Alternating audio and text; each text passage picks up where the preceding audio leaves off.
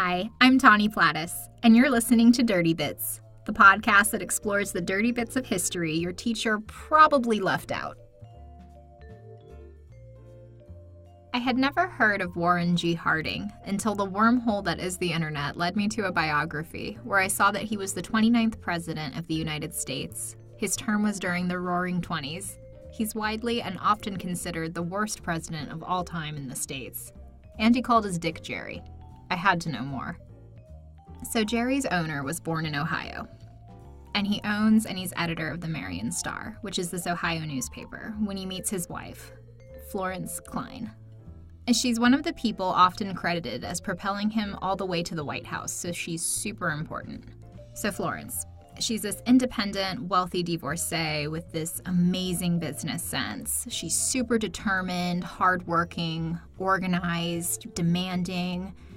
And Harding is totally the opposite. He's laid back, he's more carefree, he's jovial. He was described as being likely to compromise. And he calls his wife the Duchess, after a character in this newspaper serial at the time who manages her husband and his finances and was responsible for anything that was ran efficiently in the home. And so Florence ends up being incredibly involved in Harding's career. Like, he gets overwhelmed with the success of his newspaper and he ends up hospitalized. And while he's in the hospital, his manager quits. And Florence is like, no big deal, I got this. She becomes the business manager of the Star and immediately demonstrates the talent and the personality to run a newspaper. She organizes a circulation department, improves distribution, trains the newsboys. She's just this boss-ass bitch. She gets it all done. And one of the newsboys in her employ, who actually later ended up being a socialist presidential candidate, funny enough, was reported to have said something to the effect of she's the real one in charge and Warren's just the pretty face. So basically, she's this sugar mama managing her arm candy. So she goes up to her husband Warren one day and basically says, listen babe, you have a great face for politics. Let me manage the newspaper. I'll take care of all the finances. I'm going to take care of your image, your social life. Don't even worry about it. I got it. You be the face of this whole, politics thing. I think you could do really well. You should be a politician, and I'll just be the woman behind the curtain. I'm going to manage you. She actually is on record having written, he does well when he listens to me and poorly when he does not. So Warren hears this offer from his wife, and he's like, hells yes. And he lets his wife run the newspaper while he focuses on his political career. So then, boom, he becomes lieutenant governor. And then, boom, he's elected to Senate, and he's just tearing it up. And he has this buddy, this political insider, named Harry Dougherty. And he tells him, hey, Warren, you look like a president. You're nice and homegrown like a president. Republican leaders, they love you. We don't think you have any enemies, and you're totally right on all the issues. I think you should be president. And he is. Harding is charming, he's attractive, he's basically the Justin Trudeau of his time. Women love him, and they vote for him in droves in what is the first election that they're legally allowed to do so. They call him a matinee idol in reference to the popular films of the time. So Harding runs this cliched campaign in which he promises a return to normalcy. After World War I, country's in chaos, people are done with it. He's promising he's going to be naming the best man for the job. So he's elected. So he's super determined to slam the brakes on all this progressive legislation that's taken place over the past 20 years. He's personally overturning these policies from the very liberal Wilson administration. He's approving tax cuts on higher incomes. He's limiting immigration. This should all start sounding very relevant, very familiar. But meanwhile, on the weekends, the president's drinking prohibition liquor with his friends in the White House. He's gambling, he's sailing his yacht, he's golfing, and rumors are circulating he's having extramarital affairs, but they're totally unsubstantiated, and for the most part, Harding is pretty popular and well-liked during his presidency. He's mostly hands-off, at least when it comes to his job. So, a couple of years into his term, he and his wife travel out west to do some PR, and he falls ill on their way back from Alaska. They rush him to San Francisco, but he keeps getting worse. And on August 2nd, 1923, Harding suffers a massive heart attack and he dies immediately. Expected mourning ensues. Country is terribly distraught. Then the shit starts hitting the fan. So after his death, all these scandals start coming out. He had given high-level positions to political supporters. A bunch of them were corrupt. They called them the Ohio Gang. There's this whole Veterans Bureau scandal where the head of the department sold government property at a fraction of its value. And on top of that, Harding allowed him to resign and flee Europe before it all comes out. There's the Teapot Dome scandal in which the Secretary of the Interior, Albert B. Fall, leased oil-rich lands in Wyoming to companies in return for personal loans and just a grip of other corruptions. But then, Nan Britton publishes what some consider to be the very first kiss and tell expose book, called The President's Daughter. It's just this incredibly long, salacious, scandalous telling of her 6-year-long affair with Harding while he was senator and president and very much married to my girl Florence. Like she says, the president calls his junk Jerry. And she takes this very activist approach, and she dedicates the book to all unwedded mothers and their innocent children whose fathers are usually not known to the world. So the story goes that Nan develops a crush on a local politician, Warren Harding, when she's just a schoolgirl. She's like 14, and he's 31 years older than her. She was obsessed with him. Her walls were covered in his campaign posters. She's not even 16, and she's hanging out outside of his newspaper building to try and catch him on his way out. She walks by his house. She totally stalks him. She's super creepy. But they kind of start flirting at some point. And she starts writing him letters, and she, is kind of teasing him. She's dangling her virginity in front of him. And then she moves to New York to become a secretary when she's around 20 years old, and Harding meets up with her there to try to seal the deal. Keep in mind, again, he's senator, very much married to the badass Florence. And she writes about the night she loses her virginity to Warren Harding in New York in this tell-all book that she has released. And she says, "I was afraid the taxi man would surely hear Mr. Harding's whispered remarks to me on the way down, especially when he said over and over again, 'Dearie, are you going to sleep with me?' Look at me, Nan. Going to sleep with me, dearie? How I love to hear him say dearie." She writes, "I remember once during one of our kissing tours, as he called them, it was he who told me what my body functions would be if I were to yield myself to him.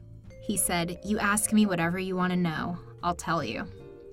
And then she says in regards to making him wait to sleep with her longer than he would have preferred, "Of course, there was the perfectly logical plea from Mr. Harding that if I loved him so deeply, I would consent to belong to him. I think I made up to Warren Harding everything I ever denied him. In the history of lovers, there was, I am sure, none to compare with Warren Harding." He eventually ends up taking her virginity in a hotel room. She writes, "I remember so well I wore a pink linen dress, which was rather short and enhanced the little girl look." She then says that New York Vice bursts into the room and begins arresting the couple for the illicit affair. Harding starts freaking out, and they recognize who he is when they're handcuffing him, and they're like, "Oh, sorry, Senator, didn't realize it was you. Pardon. And they immediately leave the 51-year-old Warren Harding with 20-year-old Nan, and they get back to their filthy, dirty copulating. And they go on this whole dirty bit together for 6 years, including after he's elected president. They're having sex in a White House closet with Secret Service agents outside to alert them should anyone approach, like his wife. They're having sex in this teeny little secluded area of Central Park, as in outside, like publicly. And Nan says they're having sex on the Senate couch, which is where she conceived who she claimed was their daughter, Elizabeth Ann. And according to Nan, Harding was paying child support every month. And then he was an inconsiderate bastard and he died. So Nan's like, "Hey, about those child support checks, Madam First Lady. I really need those." And Florence is like, "Yeah, no, bitch." And that's at least partially what inspired the tell-all, was that Nan needed to provide for her daughter because Flo just could not even. So the book's a huge media sensation. The New York Society for the Suppression of Vice, which, sidebar, actually is the same organization once headed by Anthony Comstock, if you know him. So anyway, they have the New York City police seize all the book's printed sheets and they return them back to the publisher like, nope, ain't gonna happen. And then this congressman, John Tillman, he introduces this bill attempting to ban the sale of the book, and he's saying the work was a blast from hell and it wasn't even written by a man at all. It was written by a man. But that fails and the book gets published anyway. So they're distributing her book like it's porn. It's this whole sneaky door-to-door operation where the books are wrapped in brown paper because of all these gory details about the late president's penis that he called Jerry and the dirty old man way he talks to Nan. It's just most unbecoming for the leader of the country. So people are reading this book and they're saying that she's a gold-digging, lying slut, right?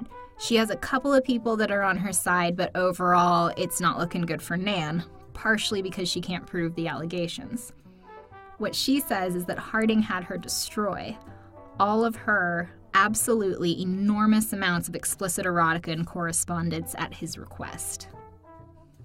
So despite all of her efforts, paternity was never granted to her child in her lifetime. She then tried to keep a low-key profile, but her and her family continued to face harassment from time to time, so they eventually moved to Sandy, Oregon, which was not a bad choice in my opinion. So now we're going to fast forward a bit to 1960. In 1960, a woman named Carrie Phillips, who was the close friend of Florence, passed away. In 1964, her lawyer finds approximately 1,000 pages of these raunchy, would make Anthony Weiner blush, erotic love letters from Warren Harding to Carrie Phillips. The letters were written approximately between 1905 and 1920, when Harding was Lieutenant General and Senator of Ohio, many written on official Senate stationery. So here's a little background.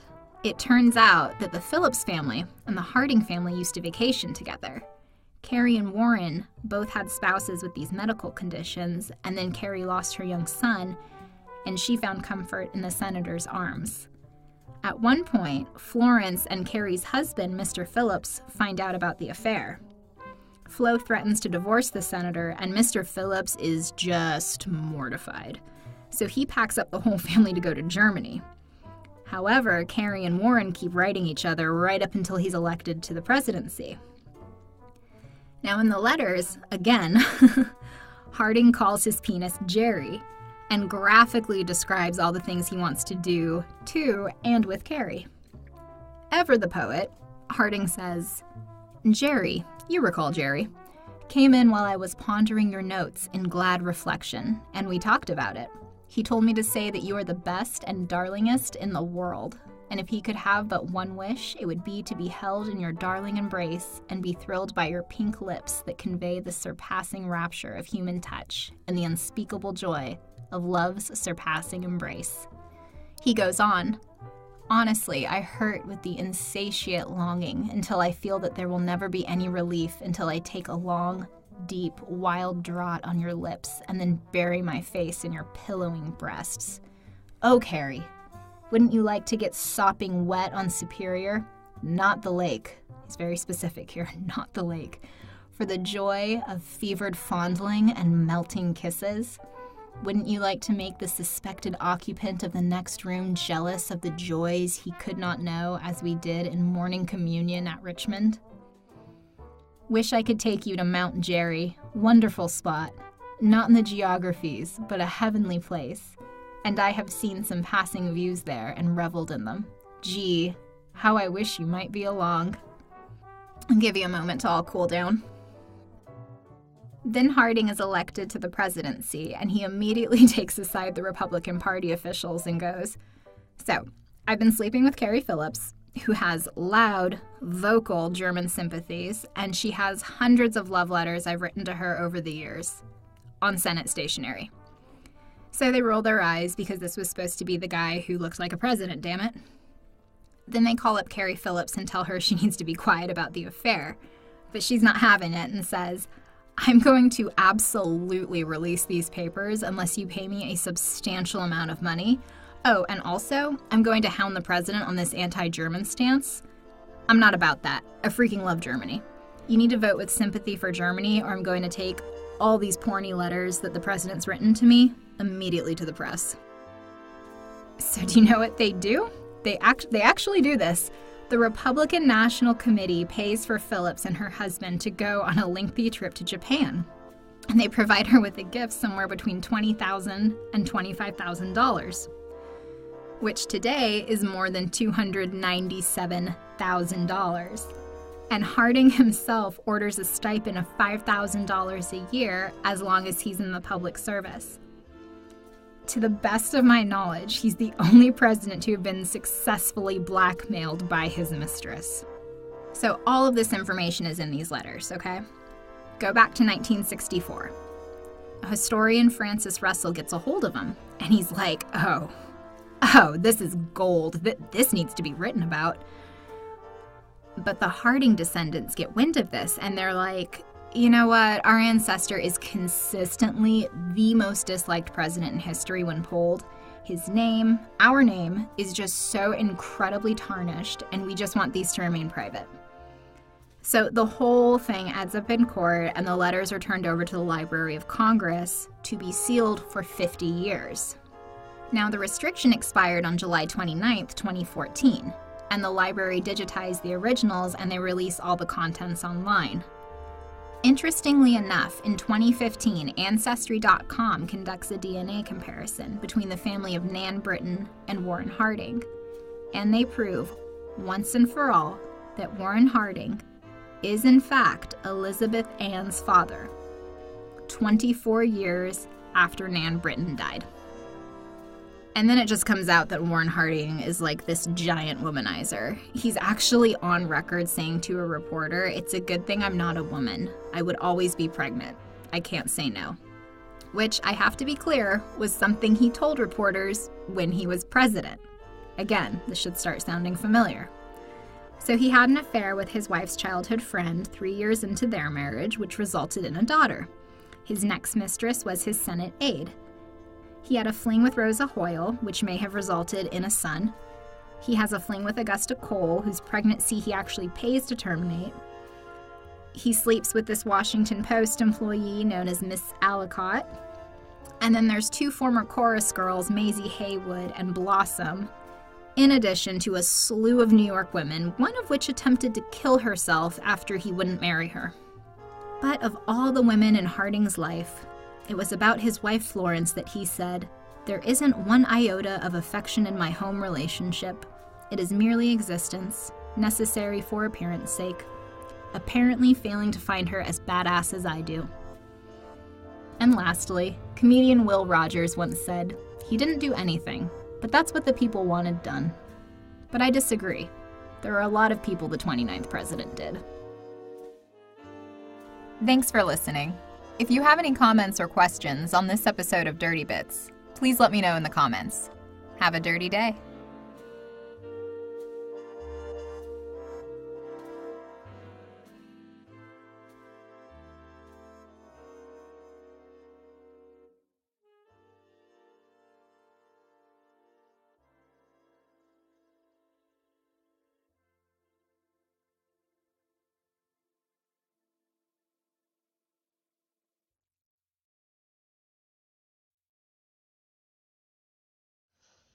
Hi, it's Carly from the Underappreciated Movie Podcast.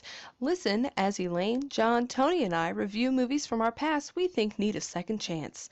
You can find us on SoundCloud, iTunes, Stitcher, and Podcast Addict, and connect with us on Facebook, Twitter, and Instagram.